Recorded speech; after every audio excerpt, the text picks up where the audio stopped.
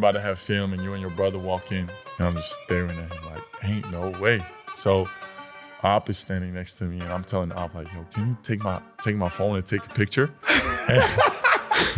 And Op is like, hell no, man, you about to be teammates. You don't want that.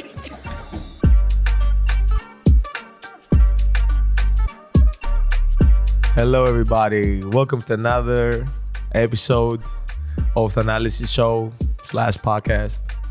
For everyone out there, people who are listening, thank you for tuning in. Love has been amazing. Today we have a special guest. And you know we got to do the intro, as always. Number 54. Sandro, the Sandman. Mamukelashvili, straight from New York. Straight from New York. Even though he's Georgian. Straight from New York. Born and raised in New York. But born and raised. They moved to Tbilisi, Georgia, if I'm not. Hey, I've done my research now. Okay, I see. And they're back. Talk to me, man. Talk to what's going on. How's your day, man? How's your day? How was your day today? Today, my day was good. We had a long practice today, so took a nap after that. Had a little signing session with Grayson. Okay. Yeah, so a lot of fans. It was great, you know. And then walked my dog, did my laundry, and just chilling, man. We love you out here in Milwaukee, man. You know, obviously, I'm biased because the family, we love him a lot. But I'm saying, generally, they love you out here, man. I think, you know, from our young guys, you kind of showed, you know, the past 2 years that, you know, I mean, obviously, there's the overseas connection too. Yeah, I think, hell yeah. Kind of, yeah.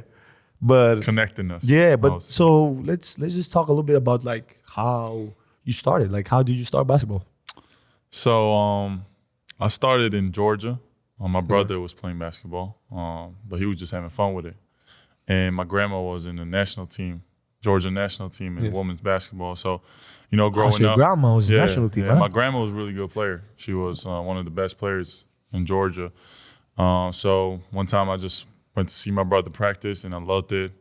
Went to my mom and, you know, she was like, if you want to do it, you can try it. So went to my dad's friend. He was a great coach. He's a great coach. And he introduced me to the game and it was unbelievable, you know. It was tough at first, but I fell in love with it straight away. Man, and after a couple of years, you rock it, man. Seton Hall become Ace Player of the Year. My God! And they get drafted from the Bucks too. Like your journey is crazy. It's been a crazy journey. You know, I love Georgia, but back in the day, you didn't have a lot of resources. Like it was so limited. Only Georgian players played Georgian players. You didn't go anywhere. So, you know, when I turned 13, if I wanted to go play pro, I had to move somewhere. So, you know, I got lucky that this guy, one of my friends, knew this agent. And he was like, I got a couple of teams in Italy if you want to check it out. And it happened so quick. I went to my dad and my dad was like, are you crazy? You're not going to Italy. Like, what are you talking about? You got to go to school, you know, get your education and stuff. And, you know, I'm really hard-headed. So I just kept going, telling them I want to go, I want to play. So I went down to Italy in like 2 weeks after that, checked out 3 teams. The best team we liked was Pallacanestro Biella. And just like 2 weeks after that, they told me like, oh, you had a great workout. We would love you to come down, play with us. And my dad asked about education. How old were you? Were you 13? Yeah, I was 13. Right. And they were like, you're going to go to school too. So my dad was like, okay, as long as he can go to school. Really important. Yeah, hell yeah. So that was basically it. But it was tough because getting there for first 6 months, I didn't know Italian. So imagine like I was in an Italian city speaking no Italian. For 6 months, I had no friends, none of that. It was just like me, myself, and I. Like I went to school and I did not understand anything. Like think about it, like I was in Georgia and I did not understand chemistry at all. And then I go to Italy and I got to learn chemistry and Italian. I'm like, what is going on? So it was a tough journey, but 6 months later, with help of my teammates and coaches and stuff, I learned Italian and, you know, I'm fluent now. So fluent in Italian? Yeah. So say something to Italian fans, man. We went ciao a tutti, sono Sandro qui.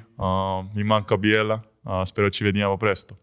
Oh, I like this, you know, because we had a lot of fans Eurobasket. You know, we was in Milan, so our group was in Milan. Yeah, I know. We had so much fun, bro. Milan is unbelievable.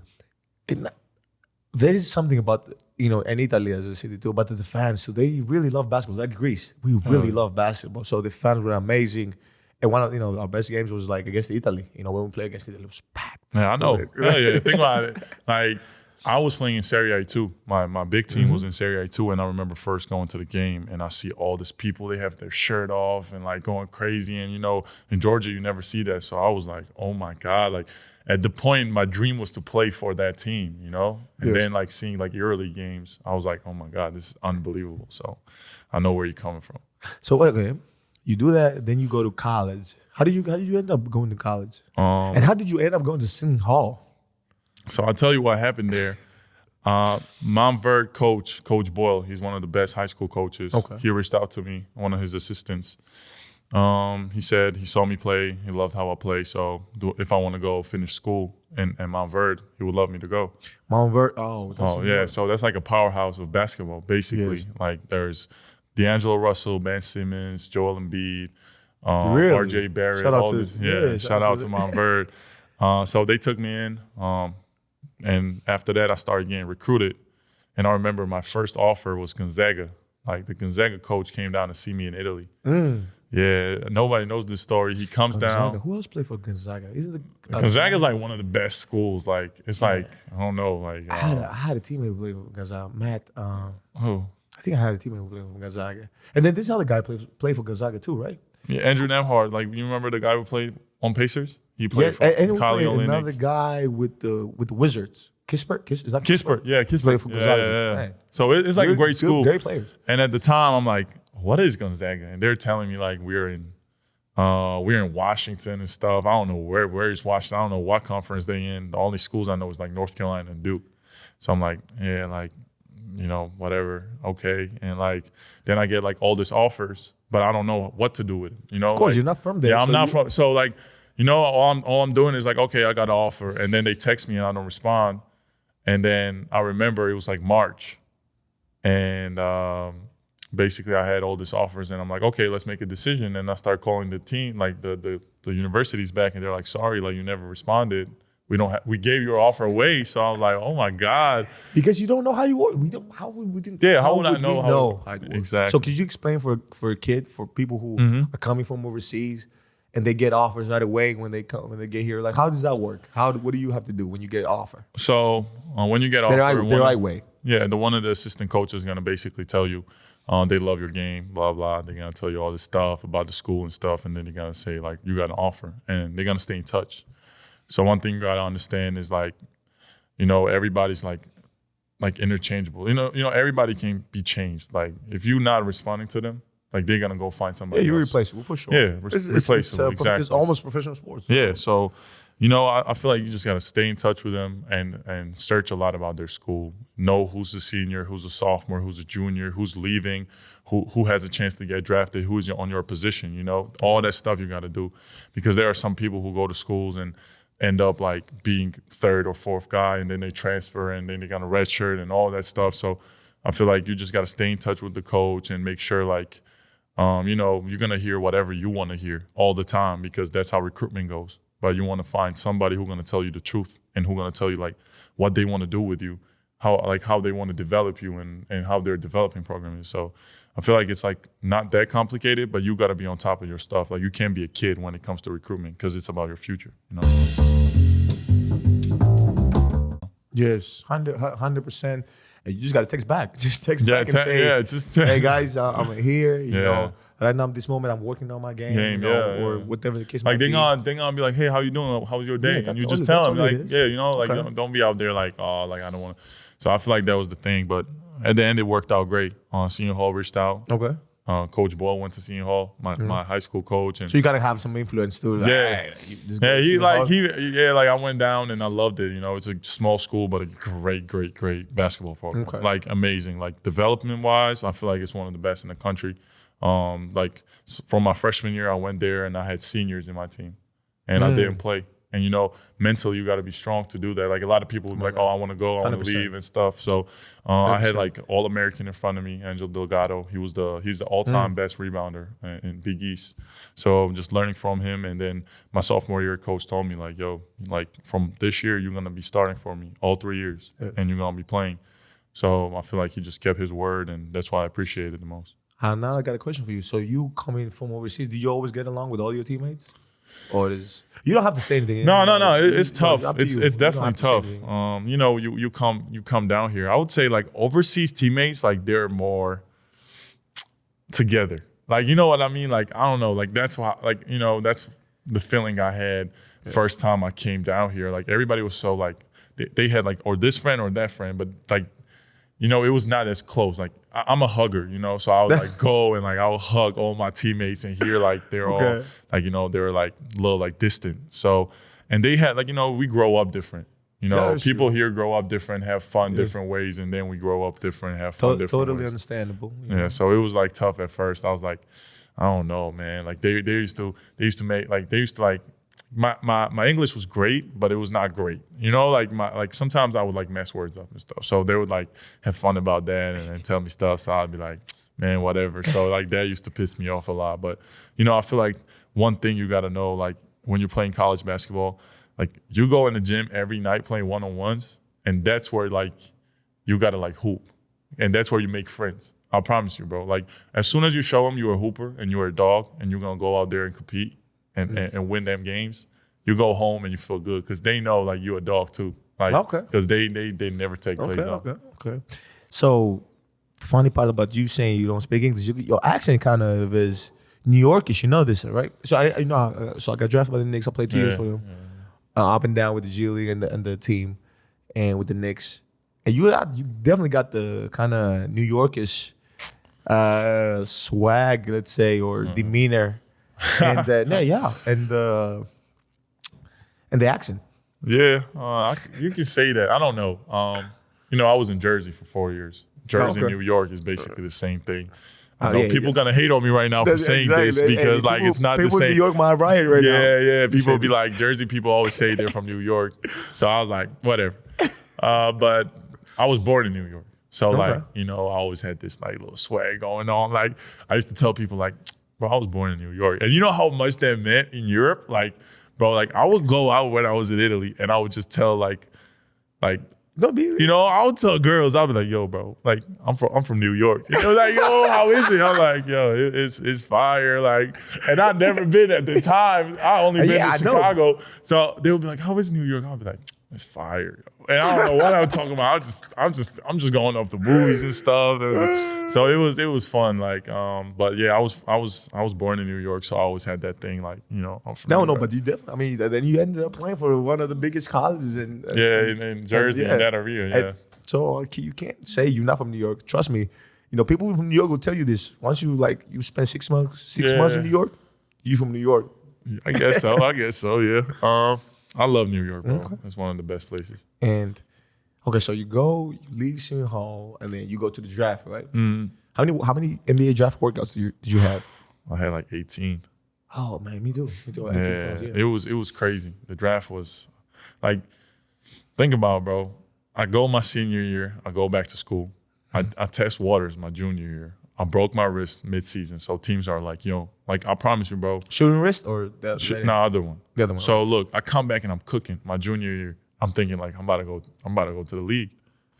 You know how everybody thinks, you know. Of course. You like, yo, I'm hooping. I'm going, for any other reason, if I don't think I'm going to play in the highest level that I can, and then I'll figure it out. Yeah, exactly. That. So I test the waters, and I get like, I don't know, 25 interviews. And I don't have like everybody telling me to go to school. Like, you know how it hurt at first? I was like, damn, like, so you know what I'm saying? Like, and then it was my like, junior year, it was COVID year. Yes. So during COVID, you only could do Zooms. So I'm out there like, you know, getting ready for my Zooms and stuff, thinking like, and all these teams are telling me how much they like me, but they think I should go back to school. So I feel like a lot of people would be like, damn, like I got to go back to school. But I took it as motivation. I'm like, yo, I'm going to go back and I'm going to kill. So I go my senior year, I win Big East Player of the Year. Biggest Player of the Year, yeah. Yeah, like, I'm like a Metropolitan Player of the Year. I'm all this stuff like All-American, Honorable Mention, Carbliss, top 5 and stuff. So going into the draft, I think like, okay, like at least now, like teams gonna, But it was tough, man. Like, I had to go through 18 interviews and almost went undrafted. Like, I was this close. I was 54th pick, but I'm happy I ended up with you guys. Like, one of the best. Too. Yeah.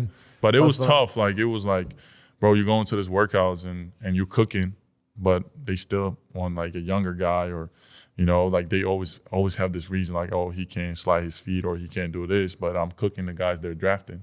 So I'm like, these are so. First of all, the way I see it is that everybody has a role. Everybody has a role. It's real. Right? But you go to a team and you gotta have a role. This is life, not just a team. This is life. You gotta be a superstar in your own role. Yeah. What does that mean though? People keep saying that, but what does that mean? What the ultimate means is like you find something that they don't have and you become really good at it, right? Yeah. Now, and it happens all the time. It's just like what you can't do is like take this personal. You got to be like, it's not personal. Yeah. It's business. 100%. I'm gonna find my way, But you're young. You don't know that. You don't know it's all about business. Yes. You don't know. You're young. You're young. All you know is like, you have so much energy. The only thing you think about is like, it's me. I'm gonna do this, and it's okay. You got to think like that. It's not the other way. Like, you understand how many people get drafted every year from the entire planet? Yeah, I know. Yeah. 60. Africa. Yeah. Asia, 60 picks. Think about that. Europe, Northern America. Like, how many people get drafted? And it's only 60. Yeah. And they all have talent, bro. Yeah, all of them have talent. Yeah, I know, but as a player, you just think like, like I'm going to this workouts and I'm going from one workout to another workout. Like, it's gonna work out. It did work out. Like, I'm super happy, as I said. Yeah. But it, like, like during the draft, there were teams I won't say the name. Yeah, but you don't have to. Yeah, but they were like telling me like, oh, like if you're available, like we're gonna get you and stuff, And then like the time comes and you're sitting with your parents and you're like, okay, like it's that time, and then your agent calls you like, oh, sorry, like they just passed on you. Like you're like, damn. Yeah, because somebody else was available. Yeah, exactly. I'll give an example, right? So if this is true, think of the lottery, right? If you guys can, this is a fact. You guys can go back and look at every draft that's ever happened. If a guy who's projected to go like number 1 or number 2 falls, yeah, it's over. He might, like, there's been players who fell from 6 to like 21. Yeah, I know. Because the other teams are already set who they're gonna get. So even if you're available, they might be like, oh, I already promised him. I can't do otherwise. Yeah. So then you fall to a team that was like, oh, he's available. Let's get him. So it happens. No, 100%. Yeah, like one of the teams that were like, where were you when you was in the draft? Where were you? What you mean, like where did I watch the draft? Well, yeah, where were you exactly? What were you doing? I was like, my cousin was there, my brother was there, like everybody was there, and I was at my mom's brother's son's apartment in New Jersey. Oh, he was in the US. So okay. he had like a big screen, and we were all watching it. How many people in the house? Not a lot. So it's tough when you like when you are at the borderline of getting drafted and undrafted. Like, you don't want to bring a lot of random people in there, like you got to bring only the ones, like if you go undrafted, you're going to look around the room and they're going to be like, okay, like that's all right. And yeah, that's the family. You don't want to be like, oh, damn, I got undrafted. And then you're kind of like, you know? No, the reason I asked is because like, I get like you was one New York, you came back, obviously the years. I wanted to see if you kind of had the, like a lot of people in the U.S., a lot of people like kind of have like a whole party. Like yeah, that's what I'm saying. Like I never, I'm never had that. Hell no, I just had my family. Like I know, I'll look around the room and they're the people I love the most, and they are the people who I want to share this joy with. Okay. And it was my dad, my mom, a couple of my friends, my brother, and that's it. Like it was strictly family, and we was watching on the big screen and. The first round went for like 3 hours, bro. Like the first round, you know how it is. And then the second round be short. So second round was like boom, boom, boom. Yeah, it's already decided. So second round it was at the end, 54 when it came. I don't know, it was unbelievable, bro. I'll never forget that moment. It was tough. I'll be honest with you. You felt it though. Like when you got drafted, it was like yes, bro. It's tough. They call you, they tell you the details and stuff, and you start panicking. Like, is it what I want to do? Is it what? At the end of the day, like you get drafted. That's like an unbelievable thing. It's an unbelievable feeling, and people don't say this. Like once you get drafted, you become you can become a 6-digit player. Yeah. You know this, right? Yeah. So once you get drafted, most of the time, this is like, I'm talking about 90%, 95%. In general, you come out of college, or either you go overseas, you go anywhere. If you got drafted, you can become a minimum 6-digit player. I don't know why you're talking about. I'm broke. Yeah, no, but that's what you're saying, but you necessarily are not. Yeah. Because if you think about this, like you're making quite good money. No, I am. You know, you taking care of your family. I ain't gonna lie to you. During the draft, I was not even thinking about money. Of course. But I'm saying is, in reality, if you go back I'm a businessman, bro. And as a businessman, I see this. I see the kids who are like, oh yeah, I don't know if I wanted to get drafted. I don't know this. And I said, listen, you getting drafted means like you got a chance to be in the NBA. Yeah, that is true. You know? So it's kind of translate to that. Okay, after the draft, what do you do? What happens? After the draft, I met up with my agent. We went out to celebrate a little bit. Nothing crazy because, you know, I don't know. It was a lot of emotions. I feel like I couldn't even celebrate. I wanted to celebrate. I was so tired and like emotionless. I was just like, I went out. I was with my friends and I was just waiting like what would happen. And I remember like Bucks posted me, you know, like welcome to the team. Like you was hyped. That was the moment. I said, oh my God. And like I refreshed my Instagram and all I see is like hell of stuff going on. And I'm like, this is crazy. Like this is crazy. Like they just, you know, like I can't wait to go down. And then they drafted you. It's a funny story. Like you was the first one to text me. You know what I'm saying?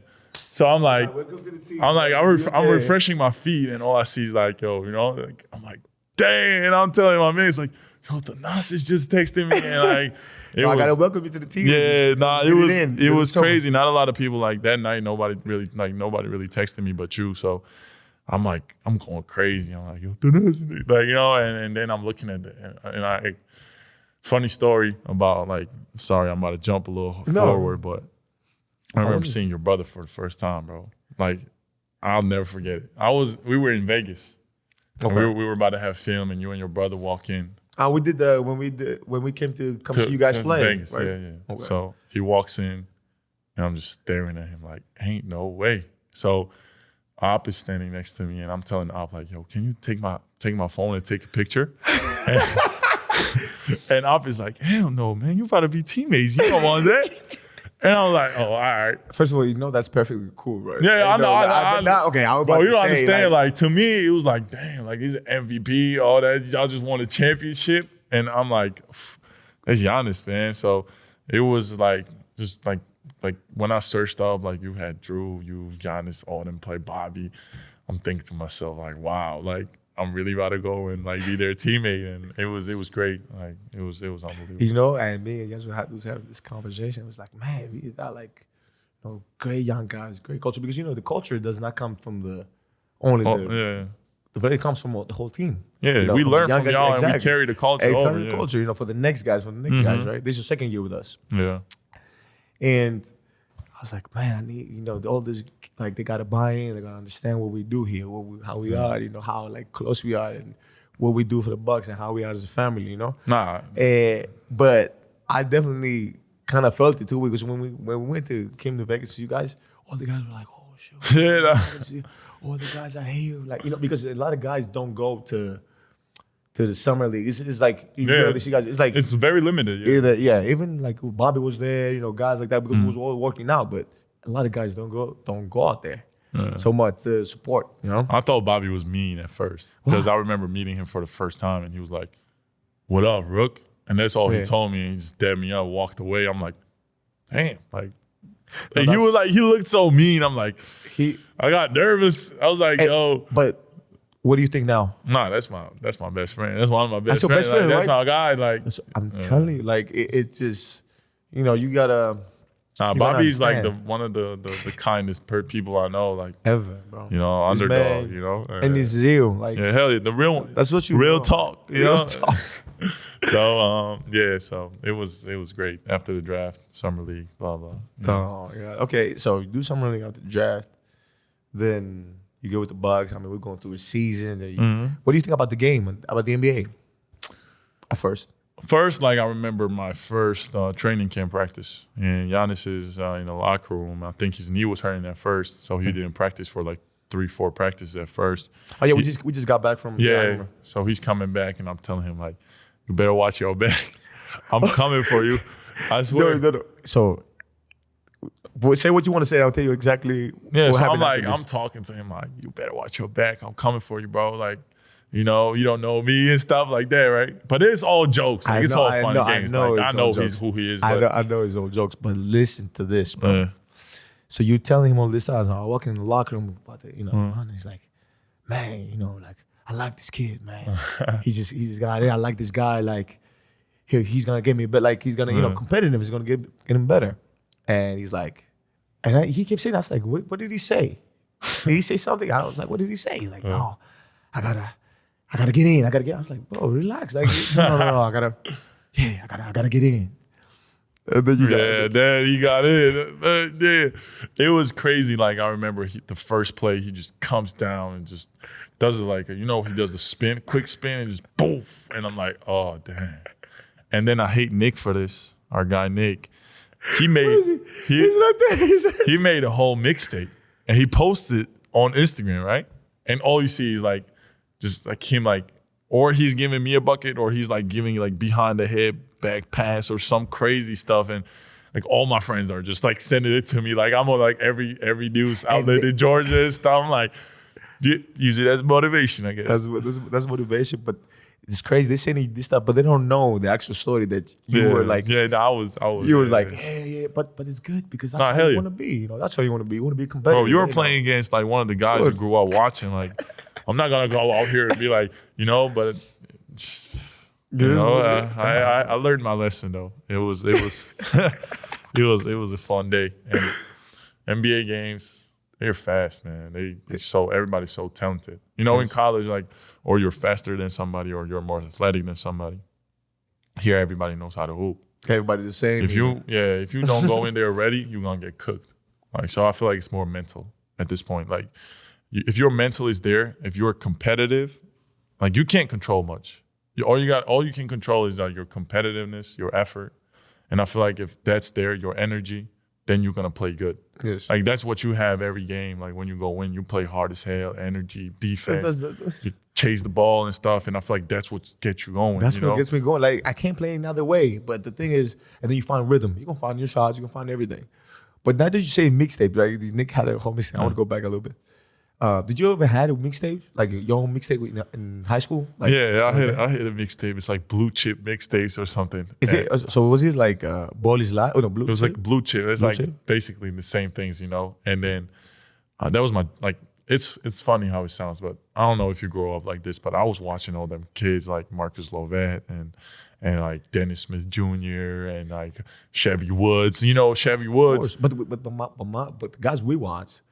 Seventh Woods, I think. Was like John Wall mixed. Yeah, John Andrew Wiggins. Yeah, but and I don't know who said this. I kind of saw this on Instagram lately. And shout out to who, if you guys can find who said it. No, Austin Rivers said it. Oh, Austin Rivers, crazy. Austin Rivers said it, and it was real. Like when you used to have a mixtape, something he was like big thing. You was one of them ones. Bro, like, I promise you. Of like, high school, you was one of them. How you guys?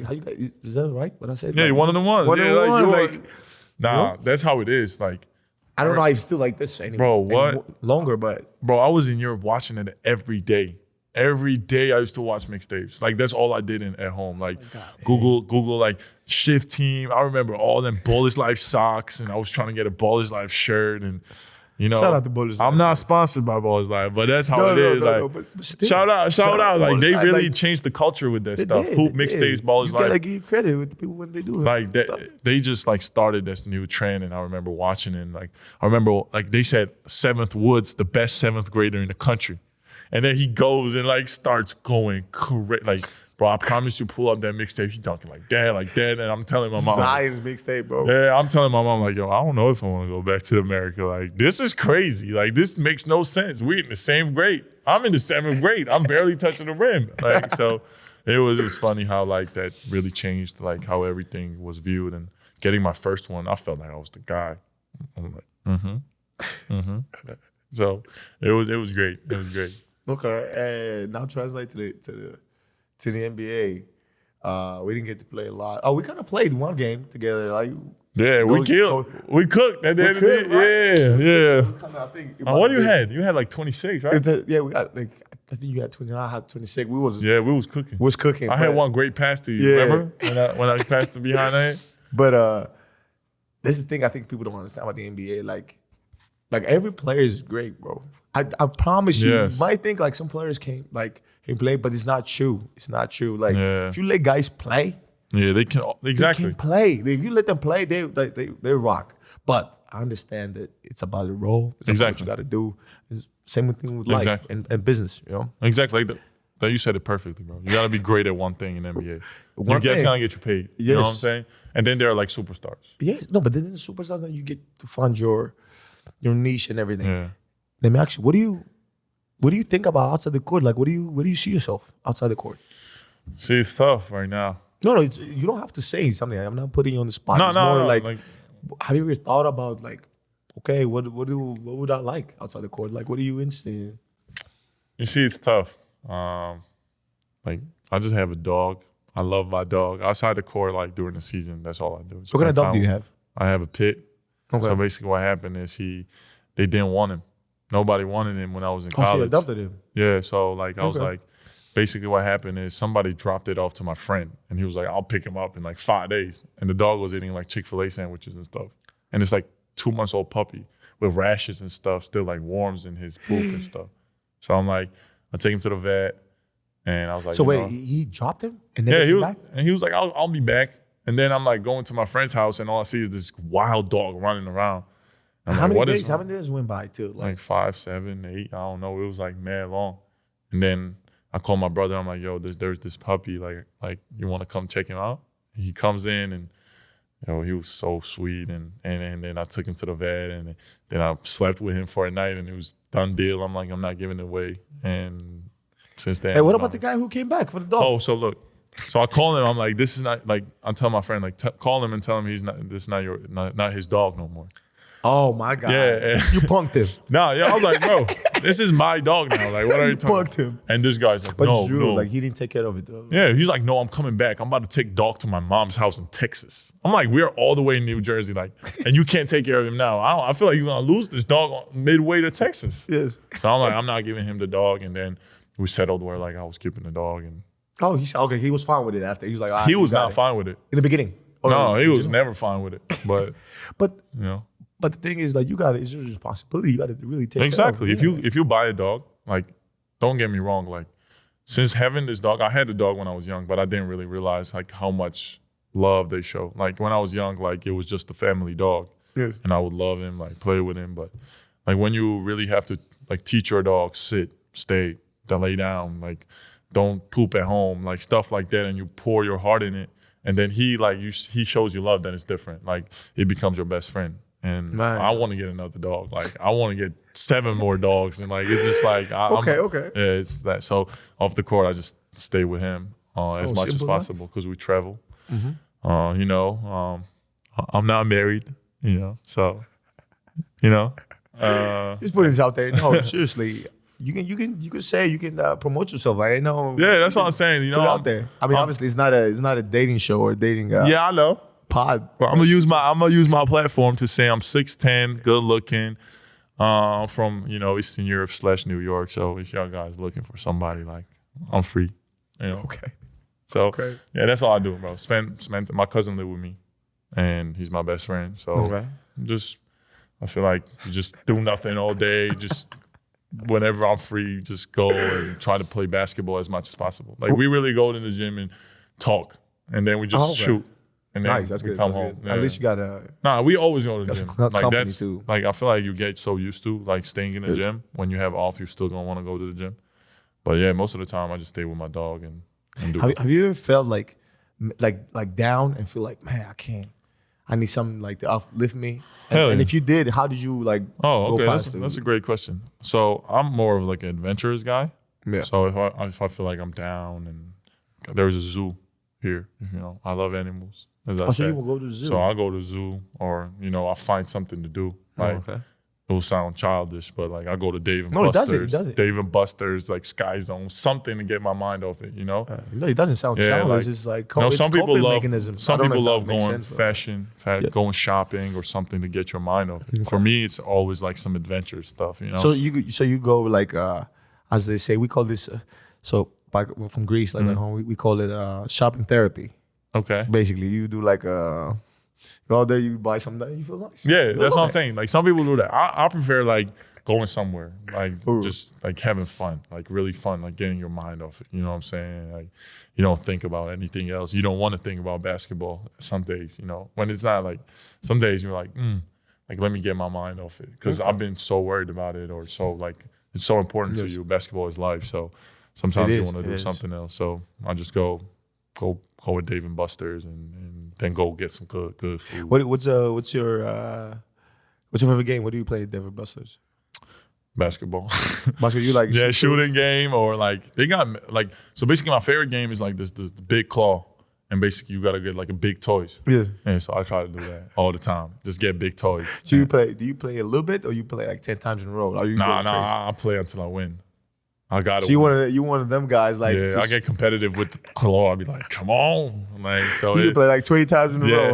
Hell yeah. So as long as I win. And then I'm a big food guy. Like I want to try all the food spots. All the food spots. The good question. What do you think about Greece when you came to Greece? I love Greece. Bro, like I really want to go to the islands. I've never been to no islands, but Athens, like first of all, like you know, I'm from Europe. I'm right next to y'all, like very close, and we got the same cultures and stuff. So coming down there and just seeing like Acropolis and all this like places and like it's so like you can go in Greece and like feel like the old vibes and the new vibe. Like it's just like so good. Like I love it, man, and just like I would go there every summer if I could. You know, you know this is open invite.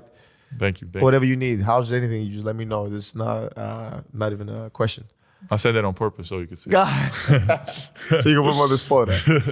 But okay, and then you go to the now. This is a question. If you could pick, right? Would you rather? This is a section I always do. You know, you got to pick one. Would you rather block a shot, or block a game winner shot, or make a game winner shot? Shoot one. I'm making it. Making it. Hell yeah. You know, it's great when you block a shot. Okay. But boy, when you stand and make that shot, and like it's just like different. You know, I just need that. I made one game winner shot in college, and it was the best thing I've ever done. I feel like it's like the best memory I have. Like I remember it like it was yesterday. So definitely shoot. Yeah. How about you? I would say I would mostly like to block a shot. But I'll tell you why. I've made a shot that we said one. I remember I was playing like a friendly game. I don't know. We were playing against I think Serbia or whatever. I made a shot, great shot, sent it to overtime. Yeah. It was a great feeling. Of course, I went crazy, you know, because it was mostly at home and national league. But like, think about this, right? The block shot involves two players. I mean, even in the making of the shot. But I'm saying like to block a shot, that means like we're up, we already scored. Okay.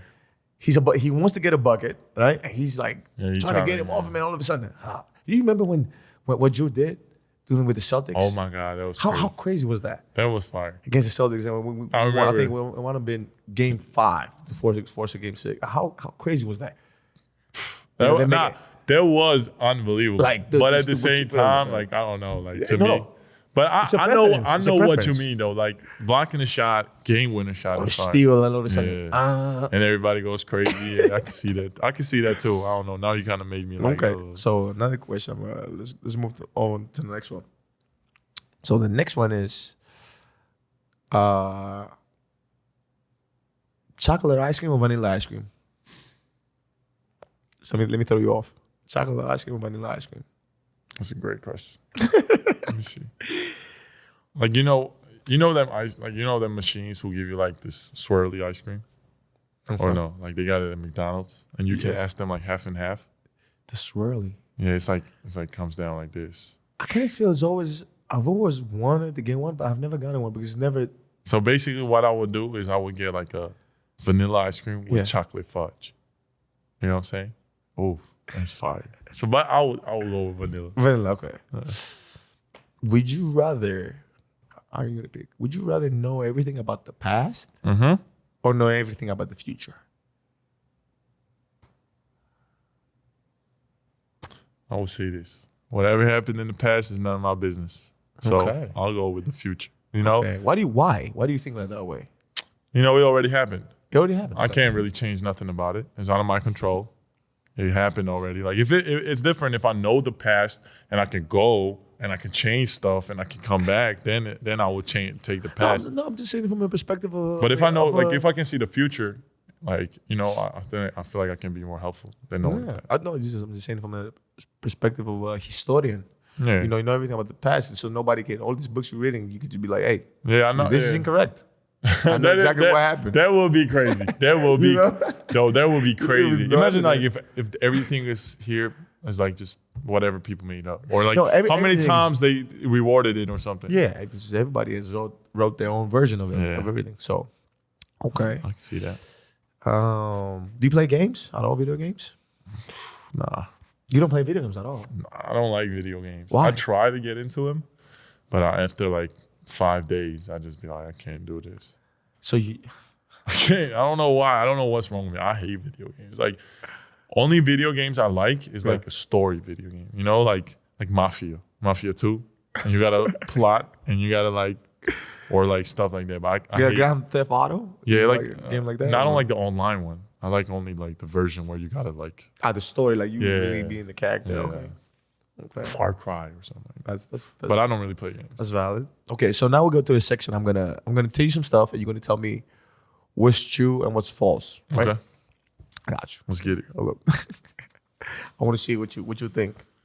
Is it true or false, obviously, that humans landed on the moon before inventing wheeled suitcases? And what's a wheeled suitcase? Is it true or false? I would say that is true. It is true. Yeah. It is true. I can see that. They landed before... the first landing was 1969, and the patent for like wheeled suitcases came in 1970. All right. Yes, 1970. Yeah, I can see that. I feel like people were like carrying. You know, I'm from Eastern Europe. I know them carriers. You know, my mom used to carry all that stuff. You got the traps in the shoulders. Yeah, hell yeah. Like, so I know that. So it made sense. Okay, is it true or false that the lighter was invented before the match? No, that's false. It's true. For real? Yes. So the lighter was invented before the match. That's what I thought crazy. About too. It makes no sense, but it makes sense, I guess. Please, people, whoever listen to this or like watches on the platform, please let us know in the comments more detailed stuff about this, please. Okay, I'm giving one more. See what you think, right? Is it true or false that more people are killed by vending machines each year than sharks? That is... How we get killed by a vending machine, I don't know, but I would say that it's true. It is true. It is true. So you just guessed it? Yeah, I guessed it. So, because I don't really see shark attacks like that, but I feel like somebody might be drunk and just like try to like shake the thing and it's just like, you know. So it's a fact, and it's true that more people get killed by vending machines than sharks each year. And they're like, you know, the statistics guys, the analytic guys who always like, I don't even know who kind of thinks about this stuff, but they do this stuff. And it's a higher probability to get killed. Yo, that's knock on wood by a vending machine than a shark. That's crazy. That's unbelievable. What? Okay. So, you know, we're kind of coming towards the end of the show. But we always leave them with a motivational quote. Just, you know, like, you know, people who watch the show, mostly, you know, all fans or just people who come across this and, you know, just them listening to this, going to work or going somewhere. I just want them, you know, to, you know, just lift their day up, you know, lift their spirits up and motivate them. Okay. So you have if you have a quote, you don't necessarily have to say something, but maybe you have a story that really motivates you every day or something that keeps you going every day. So As far as the quote goes, I already know what I would say. Oh, It's okay. my mom's favorite quote. I got it tatted on me right here. It says, "Character defines destiny." You know, so like, I feel like if your character is strong and you are like that guy who wants to achieve something and works for it every day, like your destiny, like, you know, You're destined for great things. yeah, Yes. exactly. Like it will happen for you because of like the way you're working, and plus God sees everything. Like, I don't know, like I'm a very spiritual guy.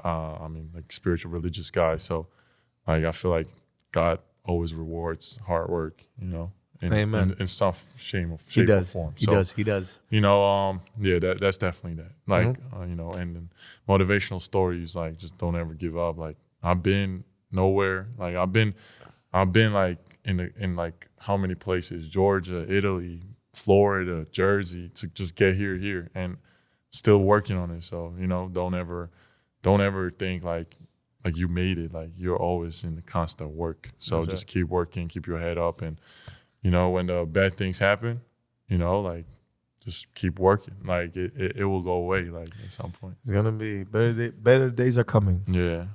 Yeah. One last thing. The fans are asking. What do you do with your beard, man? How do you get the beard so, you know, on point? It's funny. Like, I don't do nothing. Obviously, with it. I just made that question up. Yeah, I know. I don't do nothing.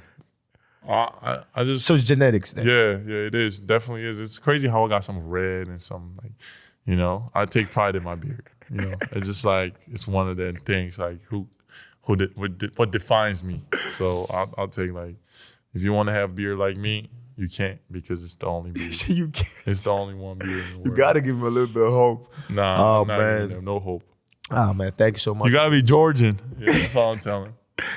Before you finish, I just want to shout out to my Georgians, man. You know, I miss home. I'm from Tbilisi, and they're my peoples. And, you know, we had Eurobasket this year, and they showed so much love, and they had my back throughout it all. So, you know, I miss all my Georgian people, and I'm there for them always. You know, my people, man, love them, and big shout out to them, and shout out to my friends and my Seton Hall community. I love y'all, and good luck with the season. So good luck.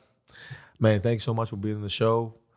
Appreciate it. You know, this, like, you know, I am as a person. And I know, like, we'll both have, like, our schedules is crazy, but just trust me, this is going to bring a lot of good energy and a lot of positivity to the people out there. You know? Thanks for having me, man. Appreciate you. Welcome to another end of Thanasis show. Hopefully you guys enjoyed it, tuned in. For people watching or listening to the podcast, thank you so much. If you want to listen to the podcast, obviously in every available platform that you guys listen to your podcast. If you want to watch the video, you can watch it on the Carbliss TV. And if you want to watch the social clips, Thanasis Antetokounmpo 43. If you want to follow Sandro Mamukelashvili, Sandro, get him on Instagram. Don't hesitate. You know, I mean, don't go crazy on his. Go crazy. On his socials, but man, show him some love, man. Thank you guys. Appreciate you. Psilamu. My God.